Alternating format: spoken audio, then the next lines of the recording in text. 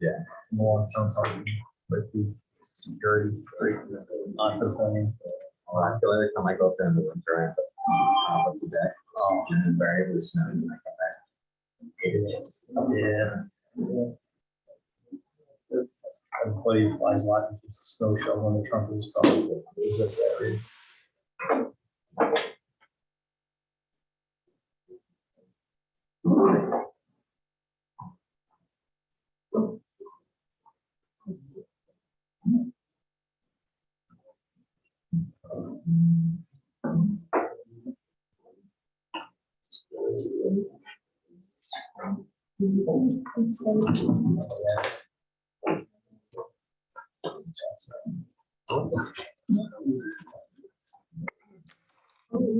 My mom at church. No candy wrappers during the meeting. Russell, kills microphones. Oh, we love it. These are good. No, I'll unwrap them now. you're always complaining about the audio. That's not gonna help. I know. No, I didn't. With the Oh, yeah, there's them. Okay, that's good. You You guys ready? Okay, we will call to order the public hearing. There are 3 public hearings this evening. The town board had already convened the audit meeting. We have done the pledge of allegiance and the roll call already. Absent is Councilwoman Stisek. Our first public hearing tonight, there's sign-up sheets in the back. If you want to grab the one for the ADU, so have it ready. The first public hearing tonight is on local law B 2022. Is amending chapter 140 zoning, add a new section 140-13.1 accessory dwelling units. This is a continuation of a previous public hearing. And I will wait till we get the list. Yeah, big. Here's the list. Oh, B as in B. I'm sorry, I thought she was confirming. I said B. No, it's me. Apologies. That was an Abbott Costello routine there for a moment. I apologize. Who's on first? I Okay. don't know. I will give the floor to B. Hagen Depew. Please. I do have a question. What is the final decision on square footage for the accessory dwelling? It's not a normal, it's not a question. and I answer, know it's not, but what is in the law right now Yes. is 900. The board will still discuss it, but what is in the law that for the public hearing is still 900. After hearing the comments, we will discuss it and maybe change it. Okay. The reason I asked that question is because it is very basic to this. At first, I thought we were up as high as 1,000 square feet. To me, that's getting almost beyond an accessory use. My house, I don't even know if it's 1,300 square feet. So, and I got a pretty good sized house on all one level now. And I have an indoor pool in the basement. Anyway, with that being said, that's why I was questioning the square footage. If it's going to be an accessory, then that's exactly what it needs to be, is an accessory. So maybe another way to look at this would be if you have a 3,000 square foot house, it could be a mansion. I don't know if you want to do a percentage of square foot or just keep it at 900. 900 is not bad. I would like to see it a little less, but I would like to see it 7. I would like to see it at 7. Okay, that's my comment. And the reason I answered it's we have to keep it what it is for the start of the public hearing. After the public hearing, we can make changes. If the changes are substantial, then we would reconvene another public hearing on the changes. If it's a minor change, and our attorney will help us decide if it was a minor change or not. but, Your yeah. question would be. so it's currently minimum of 350 and a maximum of 900 in the current version.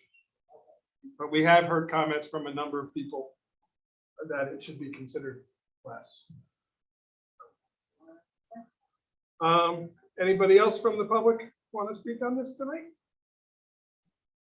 Okay, let me see if there's anybody online. Okay. How does the board feel? Do you want to close the public hearing? Do we want to hold it open? I think we've had 2 public hearings. We've received comments from our local planning board. We've received comments from the county planning board twice, actually, for both boards. I think we've gotten a lot of information. So, okay, so Make a motion to close the public hearing. Okay, have a second? Okay.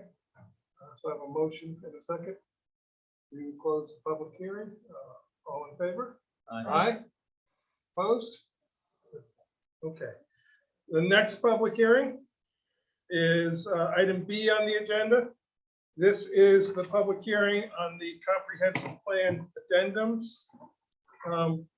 What will be added to the comprehensive plan as an addendum are reports that the town has commissioned since the adoption of the comprehensive plan. And they are as follows. There are 5 reports. The Historic Resources Report Reconnaissance Survey done in 2008 by the Historic Preservation Commission. The Historic Reconnaissance Home List of 2008 that was an accompanying spreadsheet attached to that. It was updated by the Historic Preservation Commission and the town historian in March of 2021. Phase 1, documenting 10 historic farmsteads, which was a report commissioned by the Historic Preservation Commission in 2010.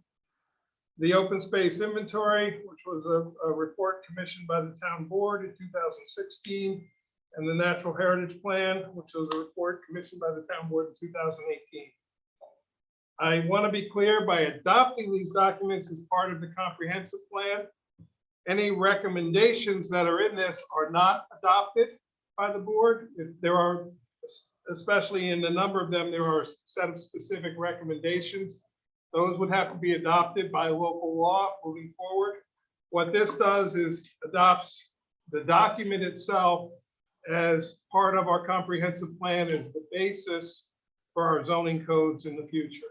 But any changes to any codes that would come out as a result of anything out of this would have its own separate public hearings, would have its own separate local laws. So I just want to be clear that by adding these to the comprehensive plan, it becomes a guide, as it were. It does not become an adopted law.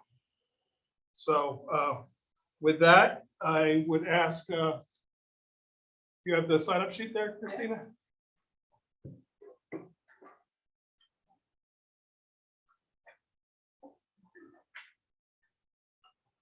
So we will go in order on this, and then we'll see if there's anybody online. The first person signed up is Troy Dunn. Welcome, Troy. Thanks, Mike. I appreciate your words on that. Anybody doesn't know me, I'm Troy Dunn. I like to stand so you can see me, so you're not looking at my back.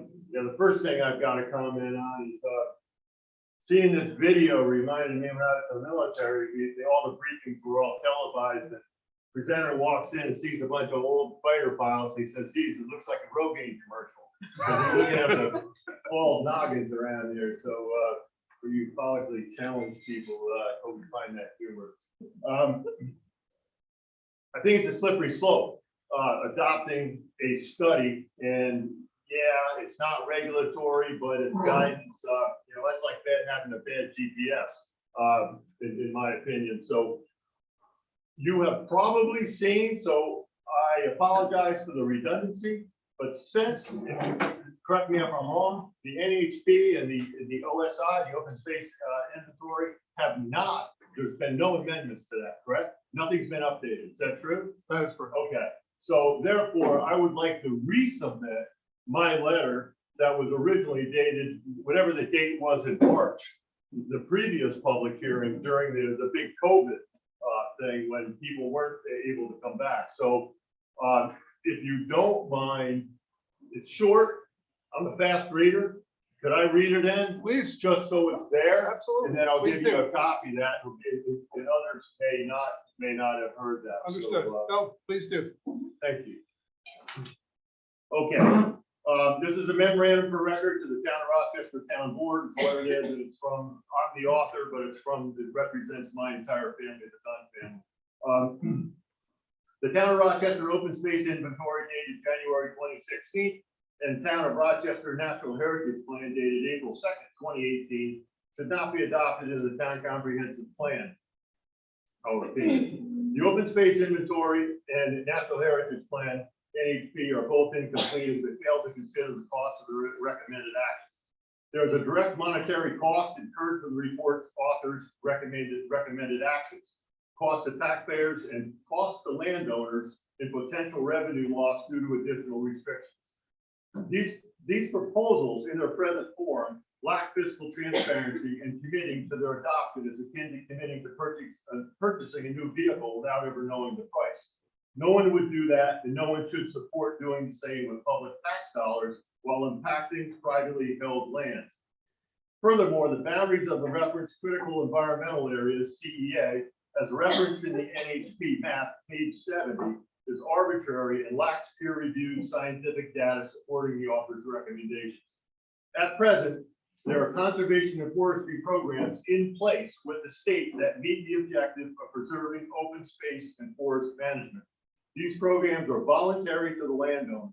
The recommendations of the OSI and NHP as presented strip affected landowners of that voluntary option in an attempt to force compliance to the present town board land use philosophy through regulation. Nothing personal, because there was old members to the board. I just have to put that in. This is a very dangerous precedent to set, and one that sets the stage for expensive litigation that shall further burden town taxpayers. As proof of this, I refer to the NHP, page 23, focus on Rochester Resources Forest, that's the title of it, quote, urge us to err in favor of proactive and conservative approaches to protection, end quote. NHP, page 33, Catskill-Shawnee Greenway corridor, quote, preserve the integrity of the lands falling within the corridor that lie outside of already protected land, end quote. OSI, quote, steer development away from parcels within and adjacent to this connectivity feature can contribute enormously to regional ecological resilience, end quote. Since there is no follow-up, an educated reader must deduce this to mean more regulatory oversight is required and recommended by these proposals. This reinforces my main point of lack of fiscal transparency of these documents. What is the fiscal cost to the taxpayer, and more important, the net effect on the landowner? Typically, the largest personal financial investment is land. These proposed amendments to our comprehensive plan are an attempt to change the rules on landowners who hold tracts of land, resulting in loss of value of these privately held lands. In reference to the proposed CEA, NHP map page 70 is the reference. There is no scientific justification supporting the author's views. If this area were indeed critical, the entire town of Rochester, as well as the bulk of Ulster County, should be identified as critical, if scientifically proven and warranted. The small size and boundaries of the proposed CEA makes it both arbitrary and ecologically insignificant. In addition to the aforementioned flaws and omissions to these proposals, they both fail to address human population densities. If it were scientifically justified that we truly have critical environmental areas, it is proven through research that the greatest threat to biodiversity is human presence. Any complete report requires impacts and density limit studies on not only human habitation in such designated areas, but human visitation as well. There must be density limits placed on human recreational activity in designated areas. One only has to visit the Schwangans to be reminded of the effects of human overcrowding on both wildlife and fauna.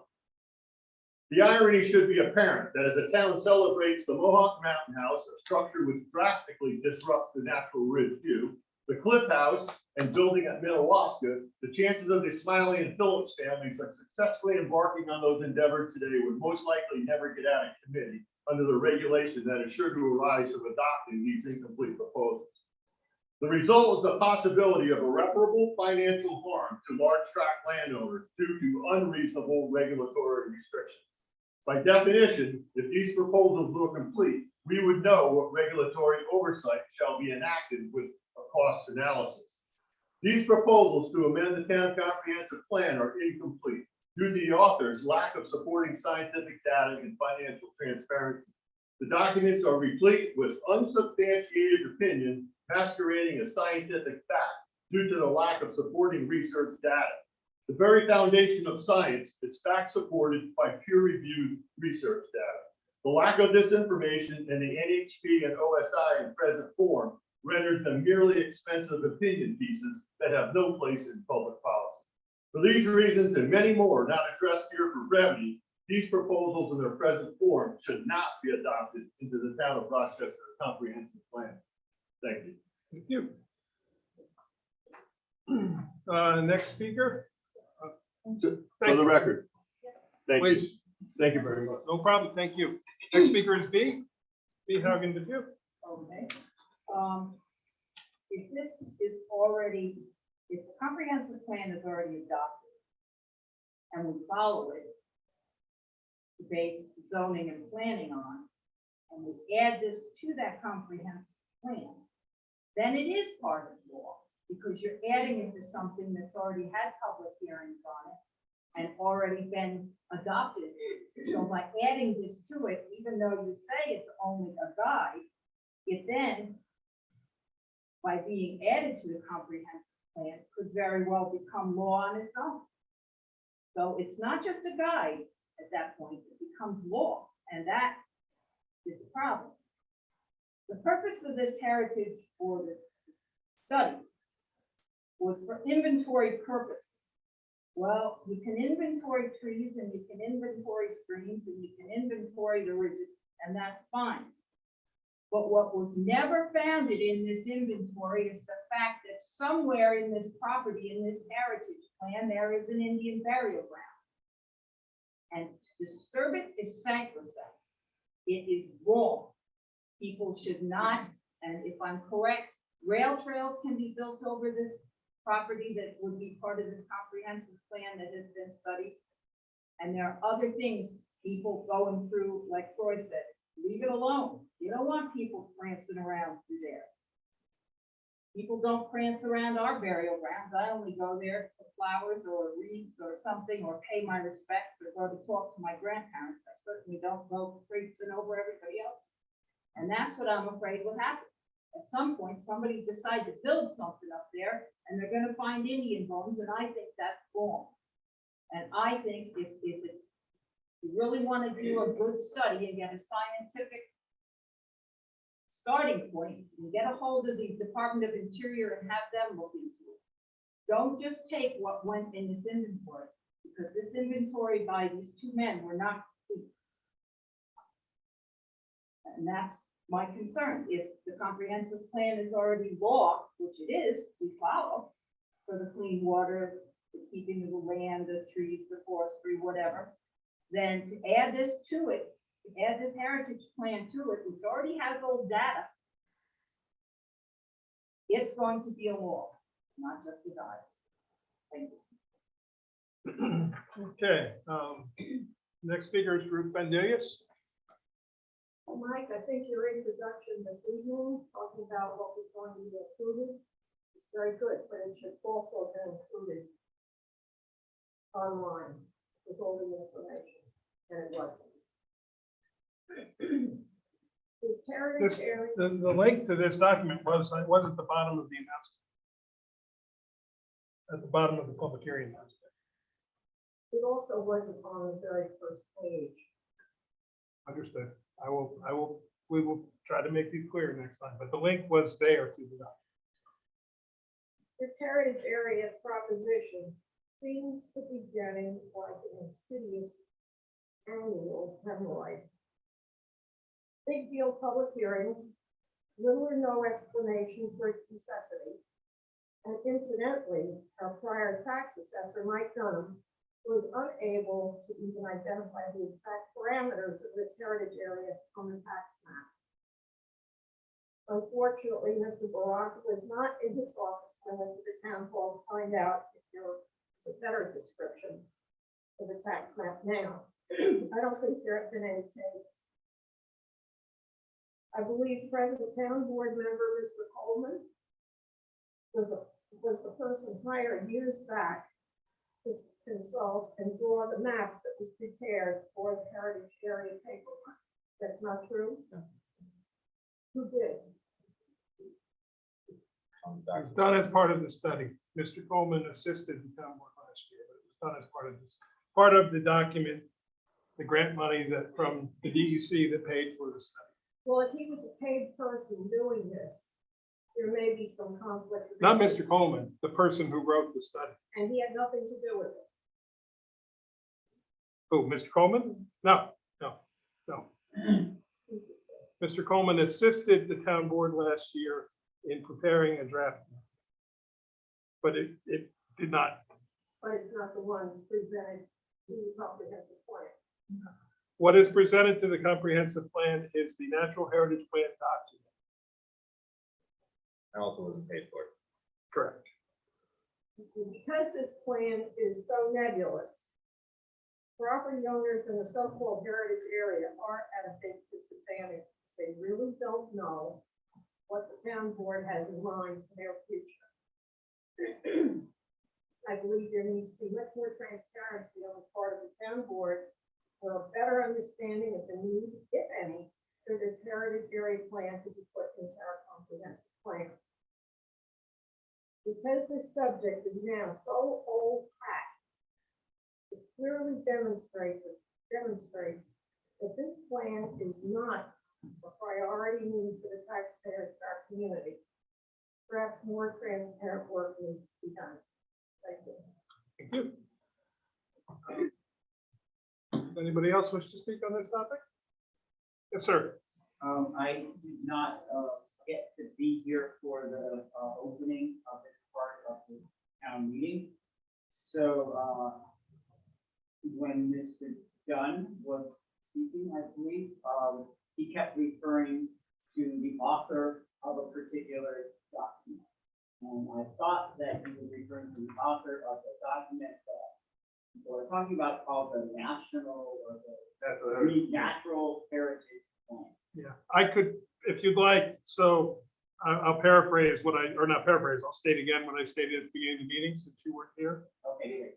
What is proposed with this addendum to the comprehensive plan are 5 studies that were commissioned by the town or boards and commissions of the town since the adoption of the comprehensive plan in 2006, I believe it was adopted. Those 5 documents are the Historic Resources Report Reconnaissance Survey, which was done by the Historic Preservation Commission in 2008. The associated with that was a detailed data spreadsheet, the Historic Reconnaissance Home List of 2008, which was updated in March of 2021 by the town historian and the Historic Preservation Commission. And what that is a database of historic homes in the town of Rochester. The third document is a phase 1 documenting 10 historic farmsteads commissioned by the Historic Preservation Commission in 2010. The fourth document is the open space inventory done in 2016 that was funded by the Department of Environmental Conservation. The fifth document is the Natural Heritage Plan that Mr. Dunn was referring to, as well as the open space inventory. That was completed in 2018 and was also funded by the Department of Environmental Conservation. So those are the 5 documents. To reiterate what I said earlier, if these documents are adopted to be a part of the comp plan, what the comprehensive plan is. It is not a law. Has to be adopted by local law, but it is not an enforceable standalone law. It is a guidance document that New York State requires that any land use laws that you adopt be in harmony with your comprehensive plan. So the reason we are considering this is we have been asked by a number of residents to adopt a moratorium, to look at our zoning code and change them. There are pieces of some of these documents that we may incorporate into local laws that will then get public hearing and be vetted in their own right. So these documents will be the basis for potentially zoning changes. That doesn't mean that every word in all 5 of these documents will become part of our zoning code. They become, the term I used before is a guideline. Maybe that is not exactly the right term, but they are not a standalone local law. Any maps that are included in them are not adopted as enforceable maps. So the answer to Ms. Bendulius' questions about why the tax assessor or the assessor can't map this is it's a piece of a study that's done that is in the study. It's a well over 100-page document. So hopefully that gives you some of the clarification. So now I'll let you go ahead. Yeah, thank you. Now I would just like to help clarify what this woman had raised the issue of whether or not the comprehensive plan is actually law itself. And so if it is law itself, then it would be important to know whether or not she's correct, that should this addendum be added, that it then automatically becomes equal to and have the force of the law. You know what? I'm going to defer to our attorney who just Comprehensive plan is not law. I think the guidance document was a good way to describe it. When you make zoning laws, you have to do them so they are in accordance with the comprehensive plan.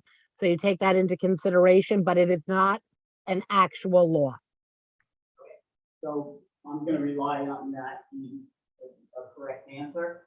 And then I would just like to speak to the letter that Mr. Dunn read, indicating that in his view, or in the view of he and his family, that the author of some part of these commission studies,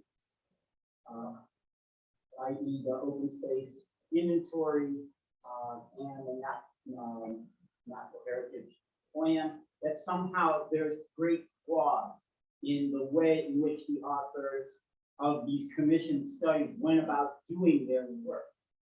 And if that is true, then it would seem that the landowners who are most potentially affected by the designation of an area that is practically their property or included in a larger area that contains their property, it seems as though, you know, they have legitimate complaints that there's not enough substantiation of why their property should be included in this larger area designated as natural.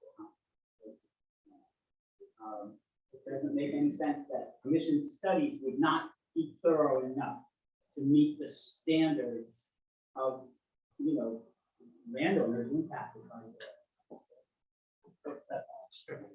would you mind giving us your name just for the court's record? I apologize. Robert, now I live on the.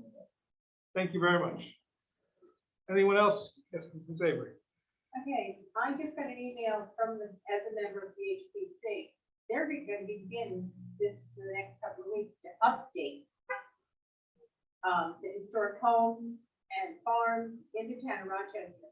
So the work you've got is going to be worthless if it's not updated. So Actually, what they're updating is the second piece, which is the piece that was updated as of 3/21, and will continue. It is a database that will always continue to be updated. Yes, the historic reconnaissance home list that was originally done in 2008 It was updated by the HPC last year, March of 2021. And I was copied on that email that you're speaking of. They're discussing, that doesn't make this worthless. They will be adding to this. And that's The way it fine. sounded, Yeah. because Agreed. But I'm just bringing this up that, they changed it from any house over Mhm. 100 years old to any house over 50. And that's gonna be a lot of houses in the town of Rochester. agreed. So, They will have to determine what their policy is, but, so maybe it's time to finish this for the HPC part. well, it's public comment, so I'll give my opinion later. But thank you. Is there anything else you'd like to add? Okay. I would have a comment, but I was waiting to ensure everybody else. Let me just see if Cindy or Jerry, if you want to speak. This is on the public hearing on the comprehensive plan additions.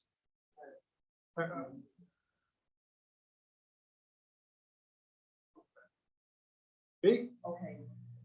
Mr. Coleman did assist the town last year getting maps. However, it was found at that time, like Mrs. Bendulius has stated, that the parameters of this heritage plan was not clear. And therefore, unfortunately, what Mr. Coleman had given the board at that time could not be considered accurate through no fault of his own. So just so that's made clear, there was quite a bit of stir because names were put to properties that no one wanted their names mentioned in this heritage plan. But again, that was through no fault of Coleman's because there are no parameters and the properties are not laid out clearly. Agreed. Could I address that? So what I did was essentially took a cookie cutter, which was defined by this plan by a separate party, and did what it sounds like you were asking the statute to say. You put this cookie cutter over the town of Rochester, what property is it? And that I put into a PowerPoint, which I believe is what it is. Yes, I am. And So I didn't define those properties. I didn't do any analysis. I just said, Mike asked, which are the properties? And I said, these are the properties that fall within what this plan defines. it's not really available. Right? I mean, the total definition is not really available. Agreed. Does anybody else wish to speak tonight? Like one thing, I'm gonna be rude this evening because I normally don't like to leave meetings early, but I have a new animal at home, so I need to leave. Understood. So I appreciate your time and the effort you put on this, everybody who made comment. I'll close with this one thing. You know me well enough, Mike, other people probably don't, but I'm from the government, I really am here to help.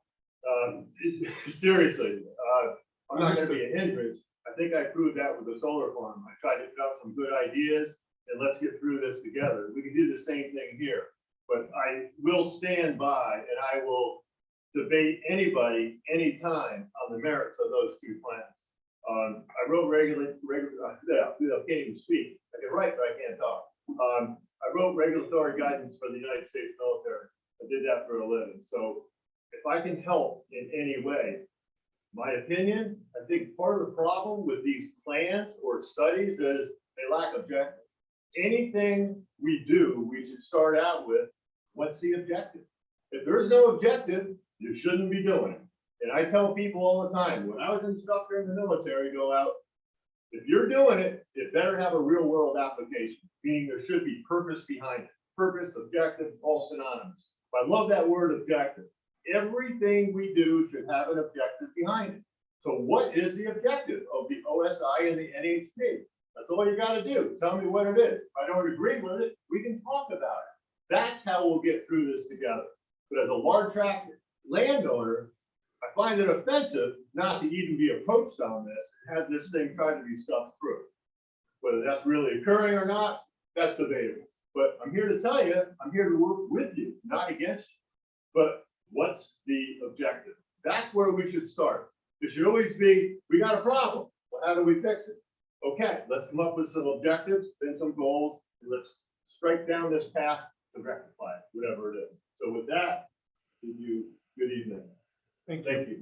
Thank you. Anyone else wish to comment? Okay. Here we are. No. Does the board feel we could close the public hearing if we if we amend the local law to change anything, take anything out, we can reconvene it. We can hold it open. Or we can, I think the public is pretty clear. I don't know if there's going to be a lot of additional information. I think that we would be able to close the public hearing. And like you said, if we make any major changes, we have to open it back up. okay.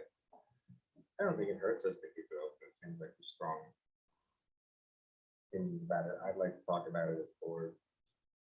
Well, we can talk about it as a board, but close the public hearing. The only reason I'm suggesting we close the public hearing is we are also considering the moratorium. Any zoning law changes we make have to reflect the comprehensive plan. There are some pieces of these documents that the concepts of them will be brought into the local laws. I will sit here and say, I agree that critical environmental area is a badly drawn map. And I will say right here publicly, I will not vote for that critical environmental area. You can write that down. I will not vote for it. I've just said it again. I agree, it is a badly drawn map, but it is one page of a 75 or 80 page document. And I hate to throw an entire document out because there is a section that it was, a map that probably was not, the data was not as, I agree with Mr. Dunn, the data was not for that one map. There are other sections in there though that are very crucial that are not controversial. When the public comment came out previously, it was about the critical environmental area. B, what you were talking about and what Mr. Coleman, I was attempted at one point to move those forward to be adopted, and you were correct. We pulled it. We have not brought it up. I'm not bringing it up now. What I'm trying to do is get that document adopted so the pieces that we do need from it, and we could cherry pick which pieces we want to adopt as part of our comp plan, but that gets a little messy. So I again state that if it's part of the comp plan, it doesn't make it a local law. And just because it's in there doesn't change anything until the local law is actually adopted. So, so for the board, what do you want to do? Maybe if we hold it open until, Want to hold it open for written comments? until June 3rd, we can discuss it tonight. Our next meeting is on the 2nd. Oh, sorry, June 2nd, sorry. We already have a public hearing. So do we want to hold it open for written comment until June 2nd? 3 p.m. Yeah, and that way. We'll have we're- information. yeah, And then we can decide And we'll discuss it tonight, but the Yeah. public hearing will still be open, so. for written anyone- comment. Anyone could also comment on our discussion too, so. And we can also always reopen. can always reopen. it. Yep. And if we make any significant changes, and I would say removing 20% of it probably would be enough, significant enough change Yes, that we would have reopened the public hearing. So right, and probably read it too, if we have to. Mary Lou would advise us. All right, Okay, so do you want to make that motion? Yeah, I'll Hold it make open that for motion. written comment until 3 p.m. June 2nd. June 2nd. I'll say it. I think we've already had discussion, so all in favor? Hi. Aye. Opposed? Abstain. Okay. The next local law is local law A. This is providing for a moratorium on actions subject to building permits, site plan, special use permits, or subdivision review for a period of 180 days.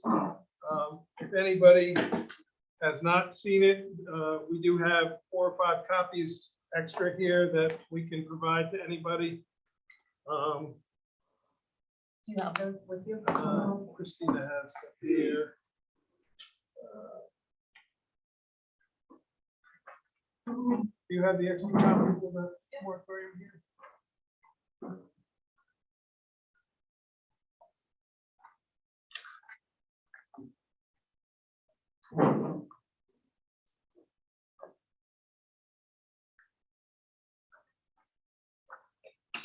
So this is a held over public hearing from last month. I will walk the public through what this actually entails. This would be a 6-month moratorium with a possible extension of 2 90-day periods.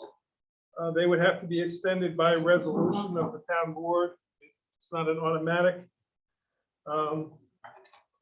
The purpose is to give the town board the ability to consider changes to the zoning code and subdivision code, statutes, or possibly any other land use statutes. Most would be in the zoning code or subdivision code, but potential exists that something else could come out of it in terms of a separate chapter, like a chapter on farming, or I'm just use those for their land use topics.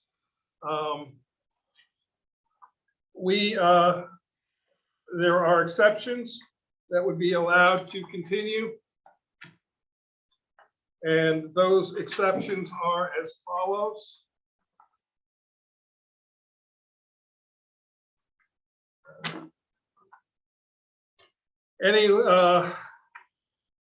Any land development project which an application has been made and rendered a favorable decision by the Town of Rochester Planning Board or Town of Rochester Zoning Board of Appeals on or before the adoption of the local law, they would be allowed to continue. Any permit approved by the building department on or before the adoption of the local law, they would be allowed to continue. Any application that has been presented, discussed, or reviewed on an agenda at a meeting of the Town of Rochester Planning Board will be allowed to continue. Any application to the town board for a zoning district change or for an inclusion to the economic enterprise overlay district will be allowed to continue. Any traditional agricultural action that's protected under New York State Ag and Markets Law 25AA as being exempt from Town of Rochester subdivision or site plan rules and procedures. Traditional single family and 2-family residences and accessory buildings that are to be constructed and placed upon an existing lot that will be exempted.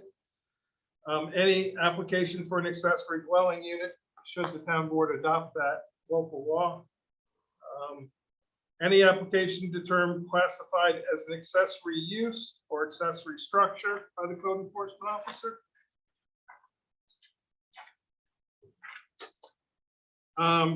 Any other ministerial building permit or other permit action made that does not trigger review under Town of Rochester subdivision or site plan review procedures and laws. That would be things like fence permits, roof permits, permits they're called ministerial permits. The permits that are applied for strictly to the code enforcement officer. Any appeal or review seeking a variance or waiver in relation to an action that's already been approved and which meets the standards of section 6 of this. And the final is there is a section for waivers where should a person be constrained by the moratorium, should it be adopted, they have the ability to apply for a waiver, a hardship waiver, where they would apply to the town board. The town board would review the waiver on a case-by-case basis and can either grant or deny the request for the waiver. And the procedure for that is detailed very extensively in the code. Why this is recommended is for the last 6 years, various committees have been working on zoning code changes. The most recent was finished up last fall. about 7 or 8 months ago. It was presented to the town board. We are reviewing those now. We've already started reviewing chapters 1 through 14. We have, not every chapter has changes. I think we currently have 6 chapters that we reviewed at our workshop meeting the other 2 weeks ago, or last week, I guess it was, excuse me. In the last 15 months, we've had 29 subdivision applications. We've had over 850 building permit applications. We have had over 10 or 12 site plan and special use applications, considerably higher than usual. Board feels it's time to take a brief pause. We will hold ourselves to the 6 months, and with the 2 extensions, if need be. We may or may not adopt it in pieces as we go, or it may all be adopted at one time. That is still to be decided how the process. We're going to address each chapter on its own, knowing that it eventually forms an entire zoning code. Many of the chapters in the zoning code, the CRC, as they were called, zoning review committee, came back with no changes. Some they came back with extensive changes. Some they came back with total new chapters. I don't think there were any they recommended removal. So all that being said, that's the basis for this moratorium. So we are here for this public hearing tonight. And with that, I would like to go to the list. Our first speaker, B. Haugen the Pugh. Can I be first if I'm third? Well, you're third, but nobody else signed up above you, so.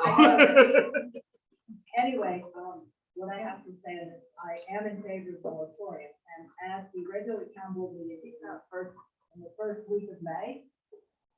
Oh, louder? Okay. I'm in favor of this moratorium. At the town board meeting, the first week of May, you stated you were waiting for input from the county planning board. Were you able to get that to make it work? Okay. So it's my opinion, unless I'm wrong, and you can correct me, are you now saying that this moratorium cannot happen if the information from the heritage plan is not, okay, I wanted to make that clear. No. Okay, all right, so it's my suggestion that before all the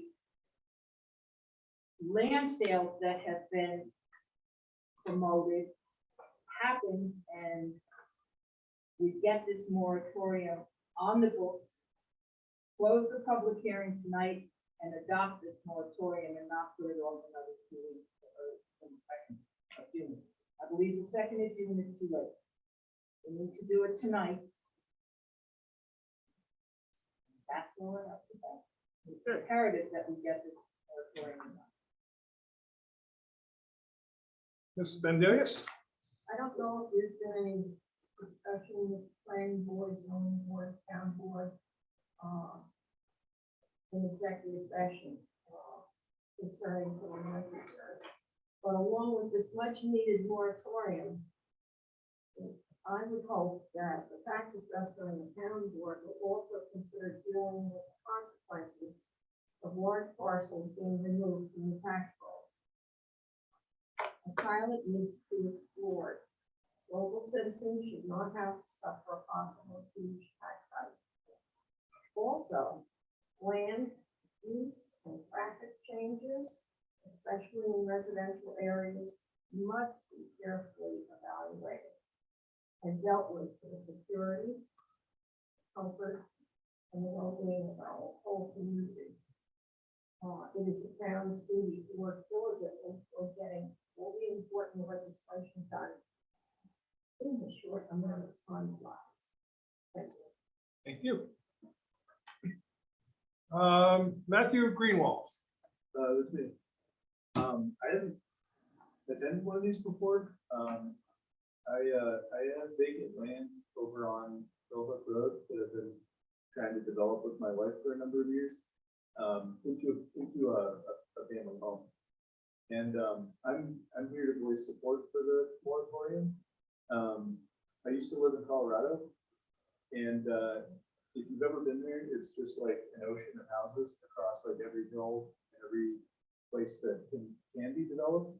I know that my comment kind of runs outside of the moratorium perhaps, but I'm in support of it because once places are developed, it's impossible to wind it back. Or at least I haven't really seen any precedent for that, save for maybe Detroit.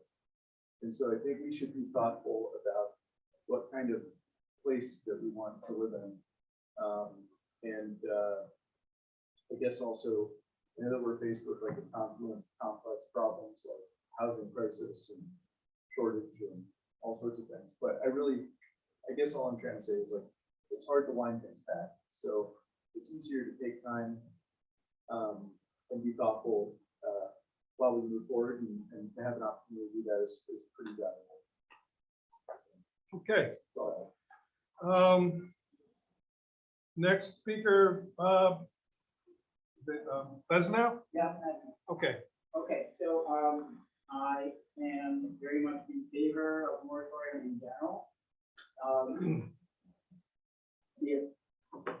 The information that you've given us about the overwhelming number of increased applications that have come before the town for subdivisions, for housing permits, for all of this tremendous surge in changes in the population density, prospective population density, and changes in land use, and changes that would, as this other resident said, potentially affect large parcels of land being taken off the tax rolls because of the conditions under which the owner's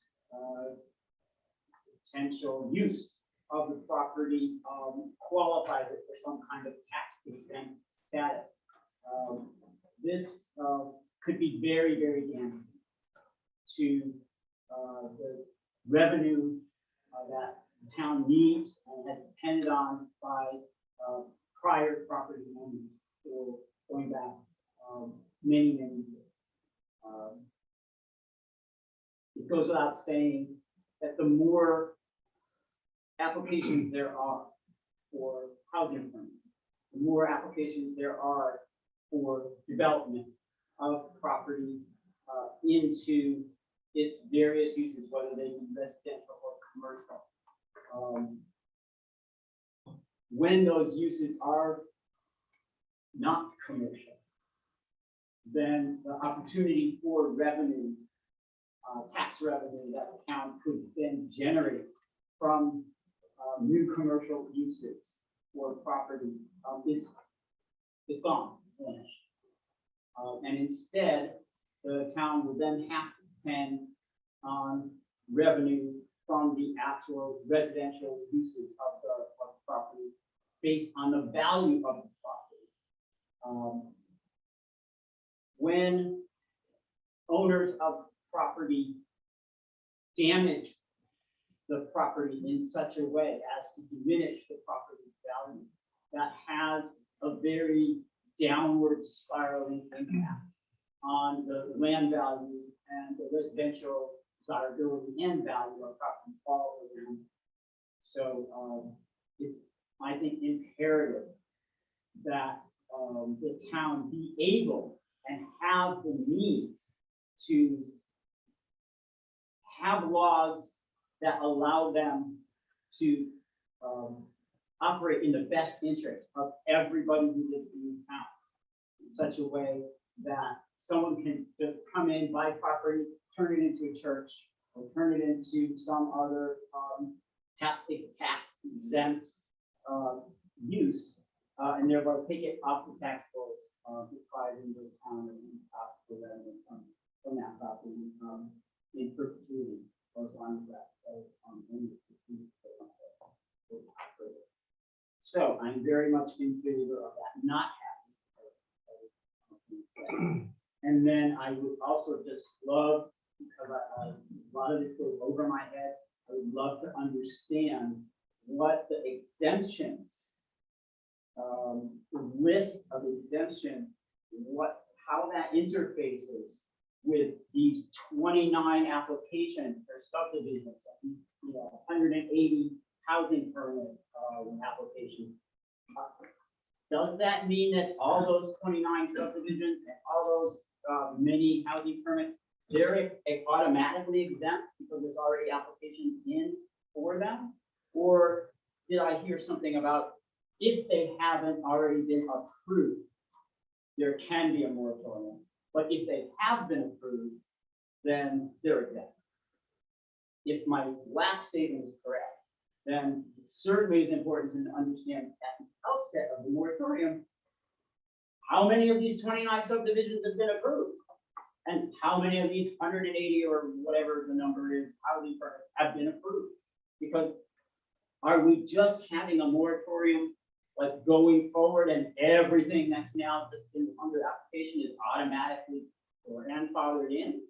Or are we saying, whoa, wait a minute, let's really see, are these applications in the general best interest of the town population? Anybody else wish to speak? No one bothered to define what a pilot is. Pilot is a payment by a possible tax exempt organization. Mary Lou will tell me if I'm wrong. If you listen. Pilot stands for payment in lieu of taxes.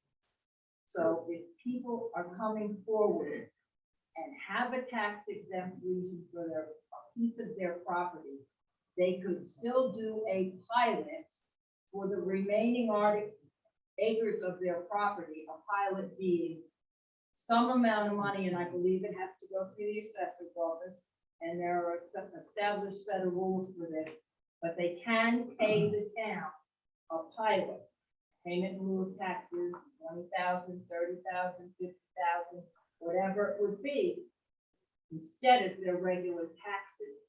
I do not know how that happens, but if a great amount of sold property could possibly come off the tax rolls, the town board should speak to its assessor or the county property people and see how to enact pilots on possible tax exempt properties.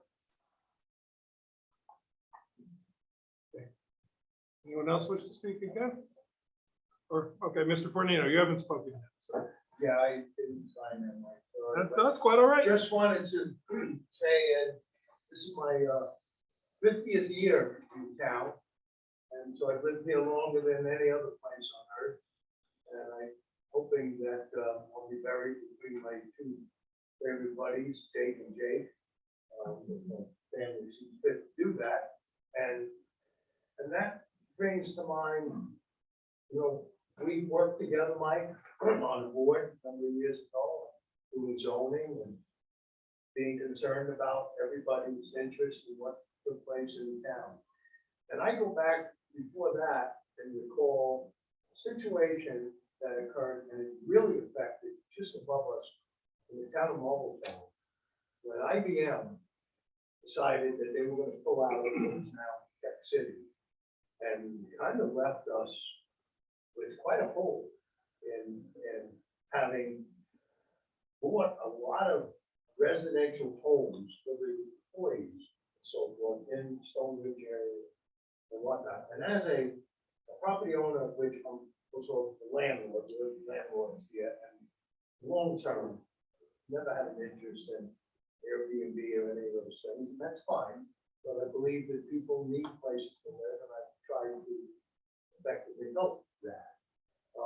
I can tell you, when IBM pulled out of here, out of this area, I recall, and I see that we are heading for the perfect storm, that we could be heading into a situation in which we have now overbuilt and oversold, if you will, to a lot of people who saw the dollar signs or whatever it was that brought them up here to our lovely area.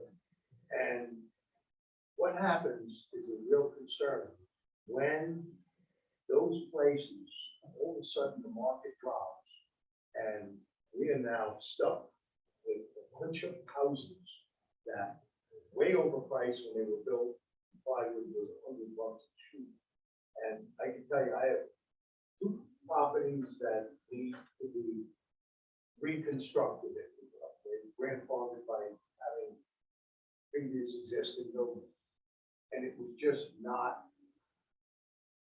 at the time, it's not good because of excessive cost of building right now.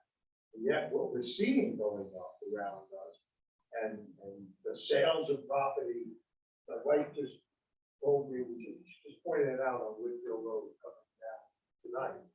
What was the sign there for? 48 hours. And signed by owner, was gone quicker than I even got to see the sign. And it's great if you're selling something, but it seems like anyone who's selling anything is leaving.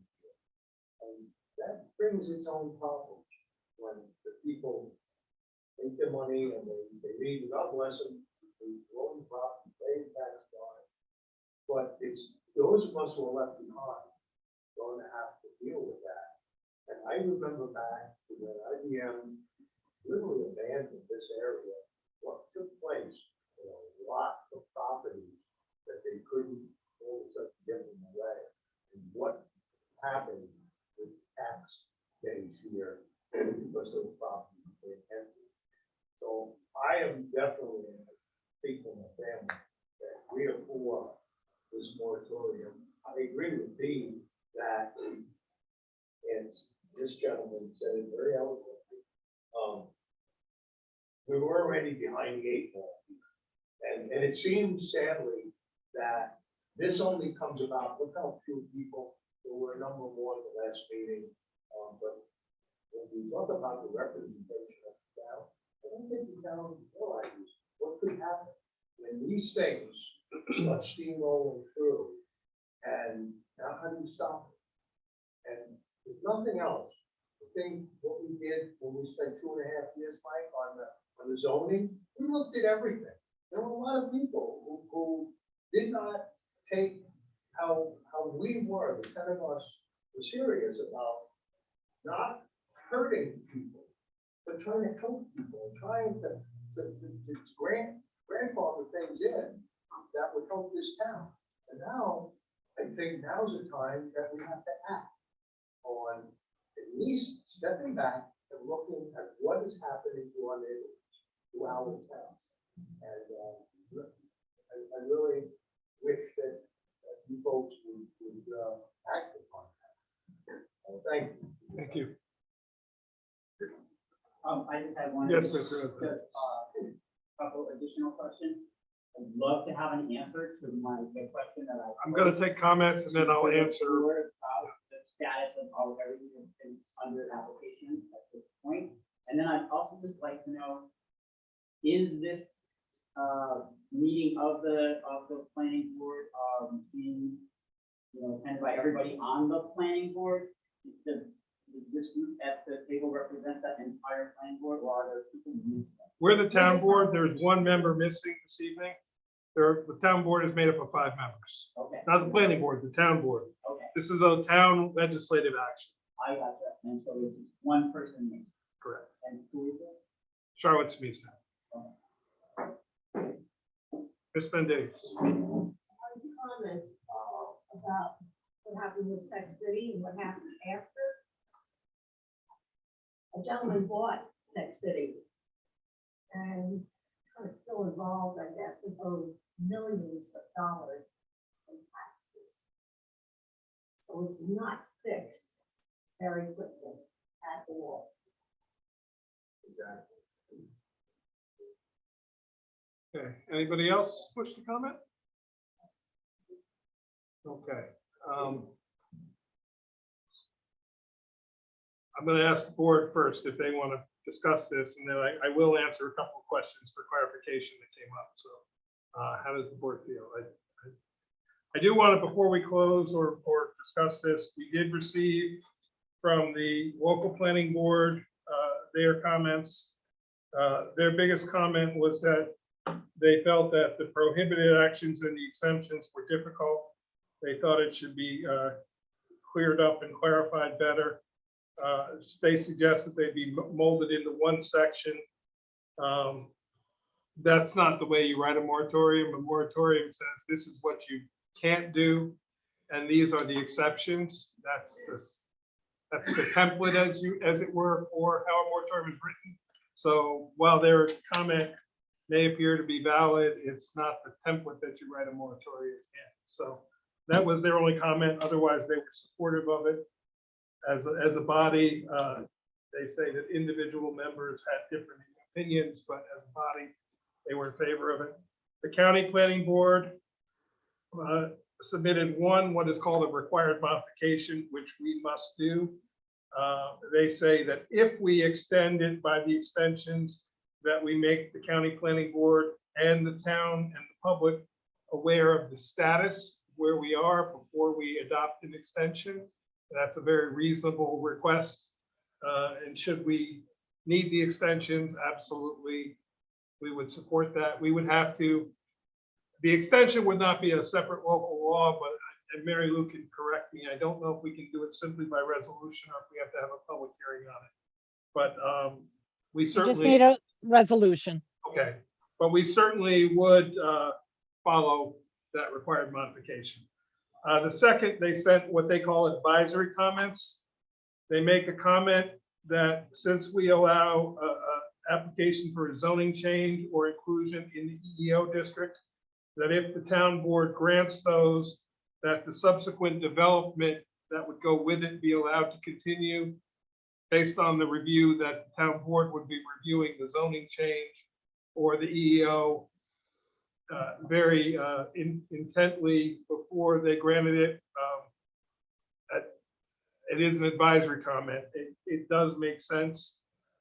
They also recommend that areas in the hamlet areas be exempt from the moratorium to try to encourage development into the hamlet areas. We have two hamlet areas in the town of Rochester. One is Accord, where we're sitting right now. One is part of Kerhonkson area. Those are our two areas that are zoned hamlet. Again, that's an advisory comment. And the third advisory comment is that we anybody who sets aside 20% or more units for affordable housing should be allowed to continue. And then the final one they say is to allow people to proceed at their own risk, knowing that they cannot get an approval from the local planning board until the moratorium is completed. Also knowing that at the end of the day, the zoning rules may change and what they're reviewing through may not apply anymore at the other side. But so their advisory comment is to allow a proceed at your own risk with nothing approved until after the moratorium is expired. So those are, and their reasoning for that is to shorten decision times when the moratorium is lifted. So people could continue the review process. We did receive two letters, one from an individual and one from an attorney who was representing a group of individuals. So what does the board think? I think we've heard it very well. Everybody, with the exception of one person, has been in favor of the moratorium. I think we can safely close the public hearing. Yeah, I'd like to make a motion to close the public hearing. Okay, second. Any discussion? All in favor? Aye. Opposed? Abstain. Okay. That ends the agenda portion of the public hearings. So with that, I would ask that we make a motion to close the public hearing section of the meeting at 8:13 p.m. Do I have that motion? I'll make that motion. And Mr. Coleman, do I have a second? Yes. Oh, I did not answer your question. I'm sorry. Yes. Thank you very much for the reminder. To go back to your question is, yes, anything that has been on an agenda for the planning board or the zoning board of appeals, or has been approved by the planning board or the zoning board of appeals or by the code enforcement office would be allowed to continue. To clarify, I said 800, over 850 building permit applications. That's everything from a deck repair to a fence to a roof. That is not all new construction. By no means did we get 850 new houses in the town of Rochester. The reality from 2020 to end of 2021, I believe, and I would have to go back and look at the number, I believe it was somewhere around 20 to 25 new houses, which equates to about a 1% growth in our community of new houses. So yeah, I don't want to, now of those 29 subdivisions over that 15-month period, some have been approved and are finalized, some are in process, some have actually been withdrawn. Those were 29 applications. There were 2 or 3 that withdrew their applications. I will say the bulk of them are small subdivisions. A number of them are a single lot going to 2 lots, 2 lots going to 3 lots. They're not, we don't, I think the largest subdivision in there, and maybe you can help me remember, was a 4-lot, a 5-lot subdivision. Yeah, I think the largest subdivision we had in that time period was a 5-lot subdivision. We had a 7-lot. Oh, we did, okay, oh, yes, yes. The one up on Bridgeview, yes.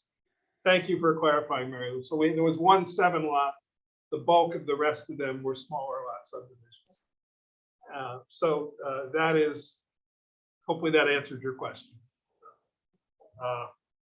Did we do a vote on the motion? Okay. I made the motion. So we have a motion and a second from Aaron, right? Or No one said. I'll Okay. second. Okay, now we have a second from Aaron. To close the public hearing. Oh, no, that was we did close the public hearing. This was- It was to adjourn. Adjourn the meeting. the- Thank this you. portion of it. At 8:16 p.m., Mr. Coleman and Ms. Nowen, all in favor? Aye. Opposed? Abstained. Okay, now the public will bear with me for a moment. I have to change us on the Zoom to close the public hearing. The reason being is public hearings are just that. And for us to discuss business, we have to convene a special meeting. So that's what we just did. I just have to end it on the Zoom and start a new meeting on the Zoom. So it'll be just a moment.